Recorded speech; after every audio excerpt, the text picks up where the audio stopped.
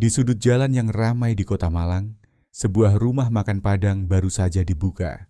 Warung itu tampak bersih dan rapi, dengan lampu-lampu kuning yang memberi kesan hangat kepada siapapun yang melintas. Dari luar, aroma gulai dan rendang yang kuat begitu menggoda, menarik perhatian para pejalan kaki dan pengendara yang lewat. Nama rumah makan itu Sederhana Raso, terpampang di papan kayu tua yang sedikit pudar. Meskipun baru buka sekitar 1 bulan, rumah makan ini sudah memiliki banyak pelanggan tetap. Anehnya, tidak pernah terlihat iklan atau promosi apapun, tetapi pelanggan selalu datang silih berganti. Bahkan beberapa di antaranya seperti datang setiap hari tanpa absen. Yang lebih menarik perhatian adalah pemiliknya, seorang pria berusia sekitar 60-an tahun yang selalu duduk di kursi kasir dekat pintu masuk.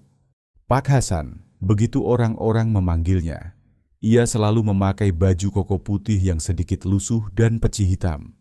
Wajahnya penuh kerutan, namun tatapannya tajam, terlalu tajam.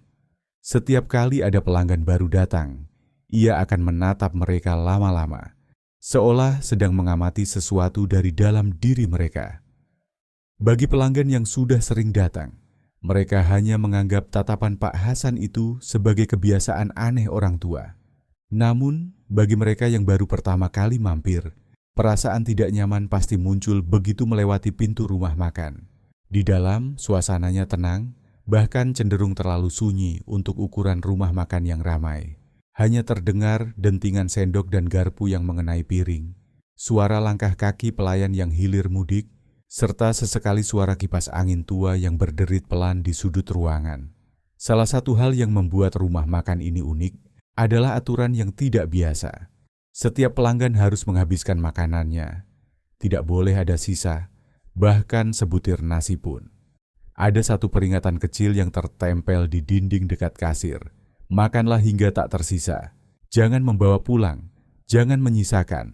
Banyak yang menganggap itu hanyalah kebijakan pemilik agar tidak membuang makanan. Tetapi ada sesuatu dalam cara Pak Hasan memperhatikan pelanggan yang membuat aturan itu terasa lebih dari sekadar anjuran biasa. Malam itu, seorang pemuda bernama Rian masuk ke rumah makan. Ia baru pulang kerja dan merasa sangat lapar. Warung itu memang selalu ramai, tapi ia merasa ada sesuatu yang berbeda malam ini. Suasana terasa lebih dingin dari biasanya. Dan ia melihat beberapa pelanggan makan dengan tatapan kosong, mengunyah makanan mereka dengan perlahan, seolah mereka tidak benar-benar menikmati hidangan yang ada di depan mereka. Pak Hasan, seperti biasa, menatapnya lama saat ia masuk. Rian berusaha mengabaikan tatapan itu dan langsung menuju ke meja kosong di dekat jendela. Pelayan datang tanpa bicara. Hanya tersenyum samar sambil menyajikan sepiring nasi Padang dengan porsi yang sedikit lebih besar dari biasanya. Gulai ayam, rendang, sambal hijau, dan daun singkong tersaji di depannya. Semua terlihat begitu menggoda, dan tanpa pikir panjang, Rian mulai menyantap makanannya. Namun, di setiap suapan ada sesuatu yang terasa aneh. Awalnya, rasa makanan itu begitu nikmat. Bahkan lebih lezat dibandingkan rumah makan Padang lainnya yang pernah ia coba. Tetapi, semakin ia makan, semakin terasa ada rasa getir yang samar. Ada sesuatu yang membuat perutnya mulai terasa tidak nyaman, tetapi entah kenapa, ia tidak bisa berhenti makan. Tangannya terus saja menyendok nasi dan lauk, memasukkan ke mulut tanpa kendali. Ketika ia akhirnya menyadari ada sesuatu yang salah, piringnya hampir kosong. Nafasnya mulai terasa berat dan pandangannya sedikit kabur. Ia melirik ke sekeliling. Beberapa pelanggan lain yang tadi makan dengan tatapan kosong, kini menatapnya diam-diam, tanpa ekspresi, tanpa berkedip. Jantungnya berdebar kencang. Ia menoleh ke arah kasir, dan di sana Pak Hasan tersenyum tipis, lebih lebar dari biasanya. "Bagus, kau hampir selesai," kata Pak Hasan dengan suara yang berat. Rian menelan ludah. Ia merasa ada sesuatu di tenggorokannya yang bergerak. Bukan makanan, tapi sesuatu yang hidup. Menggeliat. Tiba-tiba, lampu di rumah makan berkelap-kelip. Udara terasa semakin dingin, dan suara kipas angin tua semakin berderit keras, seakan ada sesuatu yang menggerakkannya. Rian berusaha berdiri, ingin pergi dari tempat itu. Tapi tubuhnya terasa terkunci di kursi. Matanya melirik kembali ke piringnya. Hanya tersisa 1 sendok nasi dan sedikit kuah gulai. Di sekelilingnya, semua pelanggan masih menatapnya. Beberapa dari mereka mulai tersenyum kecil. Senyum yang bukan senyum manusia biasa. Perutnya semakin sakit, seakan ada sesuatu yang bergerak di dalamnya, berusaha keluar. "Habiskan, lalu kau akan mengerti." Suara Pak Hasan terdengar lagi. Lebih pelan, tapi lebih menusuk. Malam itu, di rumah makan Padang yang baru buka itu, sesuatu sedang menanti. Dan Rian sadar, ia mungkin tidak akan bisa pergi begitu saja. Di sudut jalan yang ramai di Kota Malang, sebuah rumah makan Padang baru saja dibuka. Warung itu tampak bersih dan rapi, dengan lampu-lampu kuning yang memberi kesan hangat kepada siapapun yang melintas. Dari luar, aroma gulai dan rendang yang kuat begitu menggoda, menarik perhatian para pejalan kaki dan pengendara yang lewat. Nama rumah makan itu sederhana Raso, terpampang di papan kayu tua yang sedikit pudar. Meskipun baru buka sekitar 1 bulan, rumah makan ini sudah memiliki banyak pelanggan tetap. Anehnya, tidak pernah terlihat iklan atau promosi apapun, tetapi pelanggan selalu datang silih berganti. Bahkan beberapa di antaranya seperti datang setiap hari tanpa absen. Yang lebih menarik perhatian adalah pemiliknya, seorang pria berusia sekitar 60-an tahun yang selalu duduk di kursi kasir dekat pintu masuk. Pak Hasan, begitu orang-orang memanggilnya.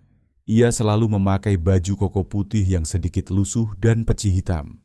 Wajahnya penuh kerutan, namun tatapannya tajam, terlalu tajam. Setiap kali ada pelanggan baru datang, ia akan menatap mereka lama-lama, seolah sedang mengamati sesuatu dari dalam diri mereka. Bagi pelanggan yang sudah sering datang, mereka hanya menganggap tatapan Pak Hasan itu sebagai kebiasaan aneh orang tua. Namun, bagi mereka yang baru pertama kali mampir, perasaan tidak nyaman pasti muncul begitu melewati pintu rumah makan. Di dalam, suasananya tenang, bahkan cenderung terlalu sunyi untuk ukuran rumah makan yang ramai.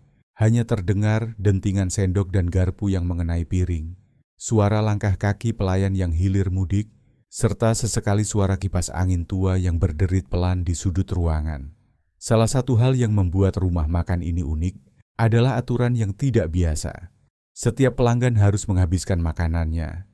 Tidak boleh ada sisa, bahkan sebutir nasi pun. Ada satu peringatan kecil yang tertempel di dinding dekat kasir. Makanlah hingga tak tersisa.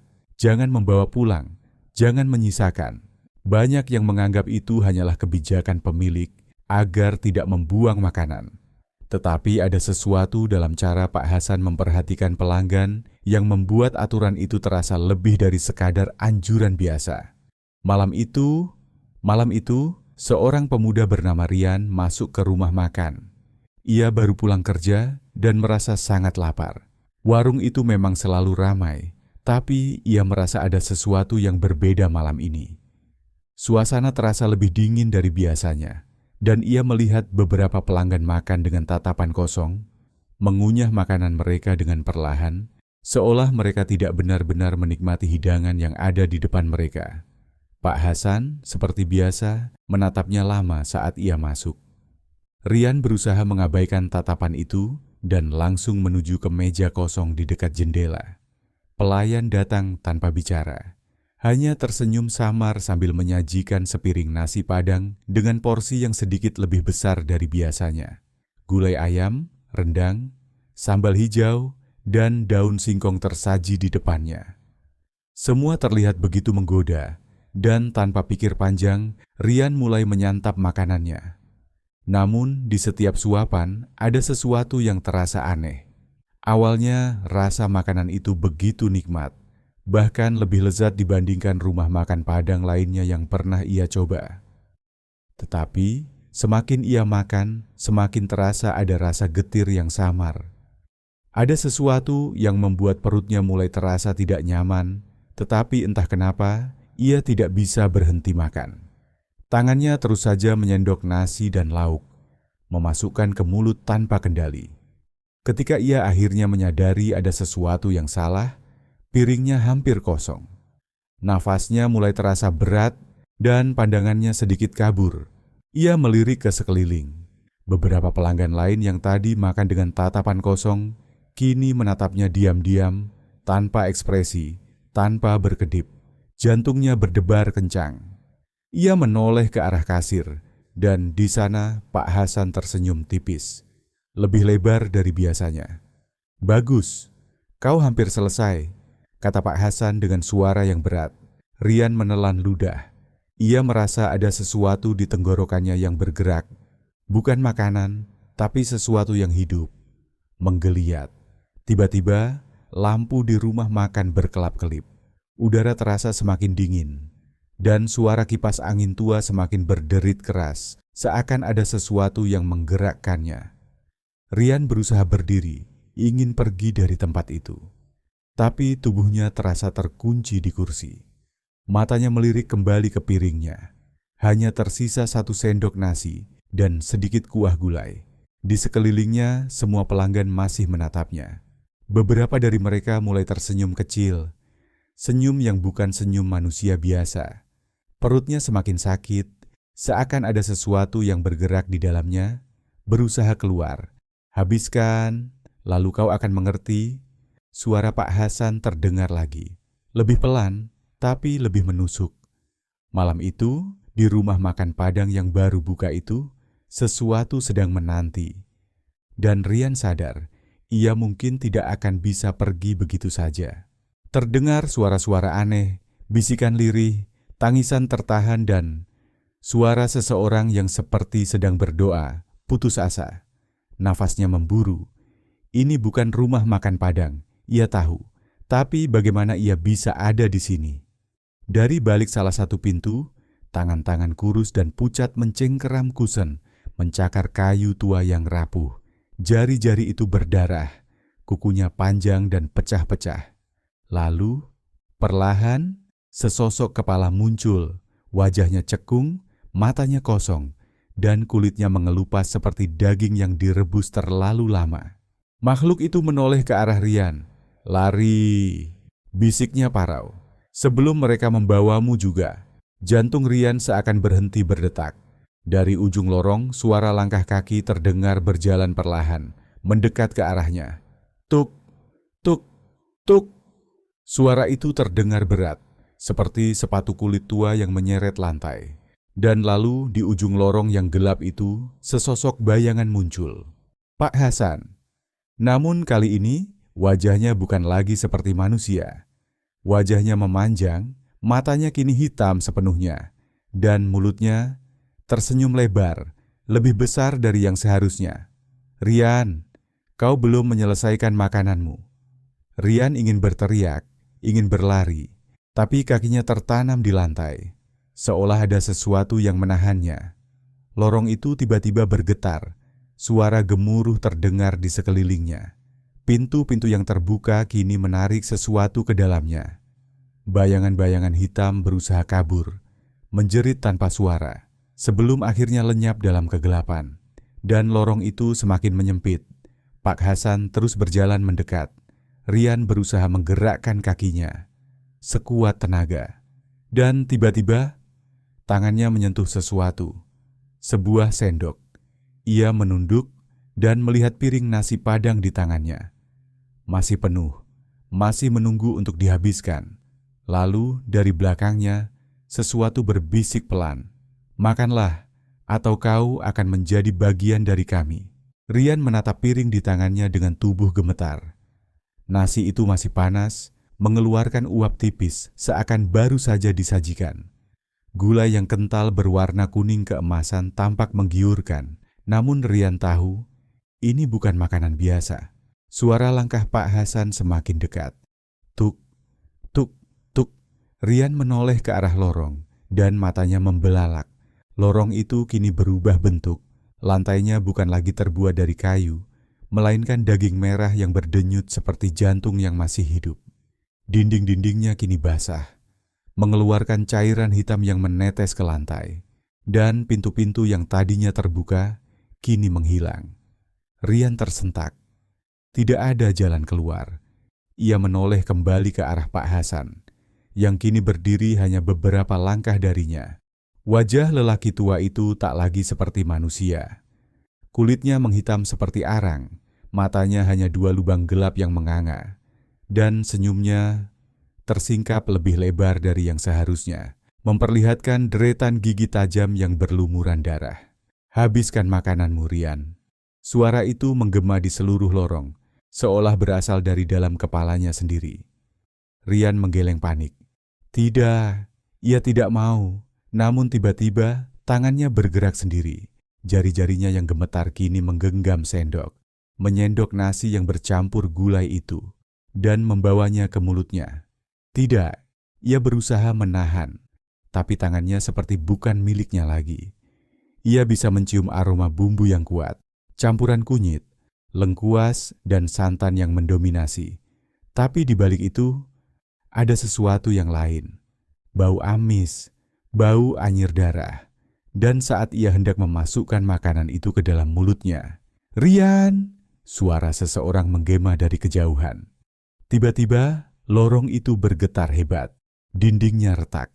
Dan dari celah-celahnya, cahaya putih menyembur masuk. Pak Hasan mendadak menghentikan langkahnya. Ia menoleh ke atas, menyipitkan mata hitam legamnya seolah merasa terganggu oleh cahaya itu. Rian tersentak. Kesadarannya kembali. Ia membuang sendok dari tangannya, jatuh dengan bunyi nyaring ke lantai yang berdaging. "Lari!" Suara itu terdengar lagi, kali ini lebih dekat. Dan tiba-tiba, lorong itu mulai runtuh. Rian melihat celah di dinding yang kini semakin melebar, dan di baliknya samar-samar ia melihat sesuatu, meja, kursi, rumah makan Padang. Ia bisa keluar dari sini. Tanpa berpikir lagi, ia berlari menuju celah itu secepat yang ia bisa. Napasnya tersengal, jantungnya berdebar kencang. Ia bisa mendengar suara Pak Hasan mengeram di belakangnya, diikuti jeritan nyaring dari makhluk-makhluk yang tersembunyi dalam lorong. Ia semakin dekat dengan celah itu. Hanya beberapa langkah lagi, dan saat ia hendak menerobos keluar, sesuatu mencengkeram kakinya. Rian tersentak. Ia menoleh ke bawah dan melihat tangan hitam berotot mencengkeram pergelangan kakinya, menariknya kembali ke dalam lorong. Di atasnya, suara Pak Hasan terdengar pelan, penuh kepastian. "Kau pikir bisa lari, Rian?" Lalu, cahaya itu menghilang, dan Rian terseret kembali ke dalam kegelapan. Rian menjerit sekuat tenaga saat tubuhnya terseret kembali ke dalam lorong gelap. Tangannya meraih-raih udara, berusaha mencari sesuatu untuk digenggam, untuk bertahan. Tapi cengkeraman di kakinya semakin kuat. Pak Hasan kini berdiri tepat di atasnya. Senyumnya melebar lebih dari yang seharusnya. Matanya kosong, hitam seperti lubang tak berdasar. "Sudah kubilang, Rian, kau milikku sekarang." Lorong itu kembali berdenyut, seperti makhluk hidup yang siap menelannya utuh. Namun tiba-tiba, cahaya terang menyilaukan muncul dari celah dinding yang retak. Pak Hasan mendesis, tubuhnya mengejang. Ia mundur selangkah, tangannya menutupi wajahnya seperti terbakar oleh sinar itu. Dan saat itu juga, Rian melihat kesempatan terakhirnya. Dengan sekuat tenaga, ia menendang tangan hitam yang mencengkeram kakinya. Cengkeraman itu melemah sesaat, cukup baginya untuk mencabut kakinya dan berlari ke arah cahaya. Lorong mulai runtuh lebih cepat, retakan di dinding melebar, dan dari celahnya, ia melihat meja, kursi dan rumah makan Padang yang tadi ia masuki. Ia hampir keluar, tapi Pak Hasan menggeram marah. "Kau tidak akan pergi." Dalam sekejap, lorong itu menggeliat seperti monster yang marah, berusaha menutup celah sebelum Rian bisa keluar. Namun Rian tidak berhenti. Dengan teriakan terakhir, ia melompat menuju celah itu. Dan segalanya menjadi gelap. Rian terbangun dengan napas terengah-engah. Ia melihat ke sekeliling. Ia kembali ke rumah makan Padang. Di hadapannya ada meja kayu dengan piring nasi gulai yang kini sudah kosong. Seolah-olah ia memang sudah menghabiskannya. Jantungnya berdegup kencang. Ia segera melihat ke sekeliling ruangan. Rumah makan itu tampak biasa saja. Pelanggan duduk menikmati makanan mereka. Pelayan berjalan mondar-mandir membawa hidangan. Tidak ada lorong, tidak ada kegelapan. Dan Pak Hasan tidak ada. Rian menelan ludah. Apakah ini mimpi? Namun saat ia hendak bangkit dari kursinya, seorang pelayan perempuan datang. Ia tersenyum tipis, meletakkan sebuah nota di mejanya. Rian menatap kertas itu, membaca tulisan di atasnya. Tertulis dengan tinta merah gelap. "Terima kasih telah menjadi bagian dari kami. Sampai jumpa lagi, Rian." Darahnya membeku. Ia segera melihat ke arah kasir. Kursi Pak Hasan kosong. Namun, di cermin di belakangnya, ia melihat seseorang duduk di sana. Seseorang yang seharusnya tidak ada. Seseorang yang sedang tersenyum, menatapnya.